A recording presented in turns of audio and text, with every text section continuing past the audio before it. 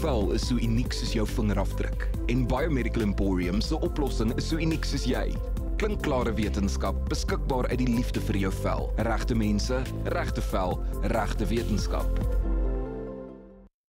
Dr. Judy Pretorius en ek het die voorreg om met jou te gesels. Goeiemôre aan jou. Môre, Dawie. Ons praat vanoggend oor geboortevlekke. Dis iets baie spesiaal. Dis baie interessant eintlik. Hulle sê altyd vir my ek is 'n geboortevlek, jy weet.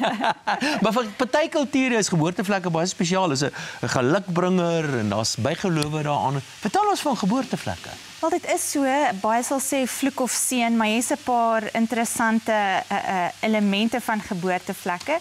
Die een geloof is, sê nou maar jy het 'n musieagtige geboortevlek wat bietjie haartjies uitgroei, dan glo hoe langer daai haartjies raak, hoe wyser word jy. 'n ander ene sal wees byvoorbeeld klein babietjies wat gebore is wat die vlekkies agter op die nek het. Ja. Sê hulle dit is hoe die ooievaar die babietjie gebyt het. 'n derde een as jy byvoorbeeld 'n geboortevlek op jou hande het, beteken dat eendag gaan jy 'n geneesheer wees en jy gaan mense kan gesond maak met aanraking.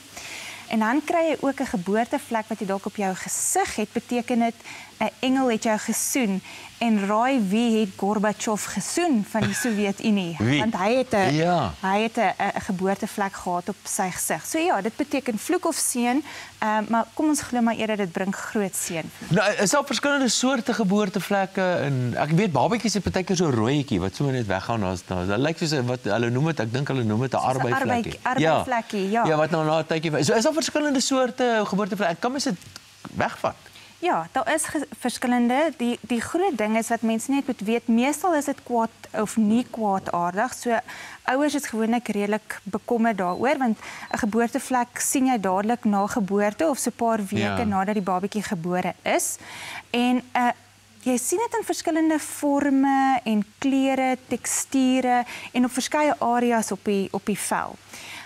En dit kan in 2 kategorieë opgedeel word. Die eerste kategorie is byvoorbeeld 'n vaskulêre geboortevlek, wat beteken dit is ryk in bloedvate. En dit kan tipies rooi wees, pink of pers. Jy kry dit in jou gesig, jy kry dit op sekere areas op die borskas ook, maar baie keer kry dit in jou gesig.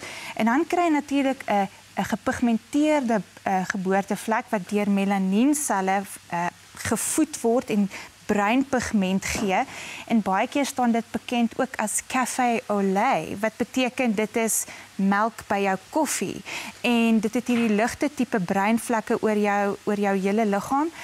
Nie kwaadaardig, maar gewoonlik moet 'n ou daarna kyk vir alles wat in jou gesig is, die vaskulêre tipe want dit kan jou visie beïnvloed. Nou, wanneer moet mense dit verwyder en moet mense dit verwyder?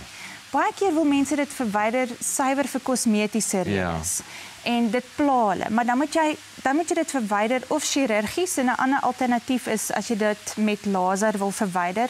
Die probleem is jy moet gaan vir gereelde laserbehandelings en dit vat redelik lank. Dis 'n tipe so melanoom of 'n melanin tipe van. 'n melanienpigment en natuurlik ook die vaskulêre pigment kan ook met laser verwyder word want jy kan 'n spesifieke golflengte teiken met laser, maar dit vat tyd. 'n ander element is chirurgies. As jy dit heeltemal chirurgies wil verwyder, dan moet jy nou net jou opweeg, hoorie, wil jy eerder nou sit met die letsel oor die jare of wil jy weet, maar met die geboortevlek saamleef. So dit is gewoonlik om kosmetiese redes, maar ek moet vir sê daar's vir my iets seksie aan 'n geboortevlek. Los dit net so dan. Dit dra by tot jou identiteit en ek en my glo vas, dit maak jou slimmer. Judy, dankie dat jy weer 'n keer by ons 'n draai kom maak.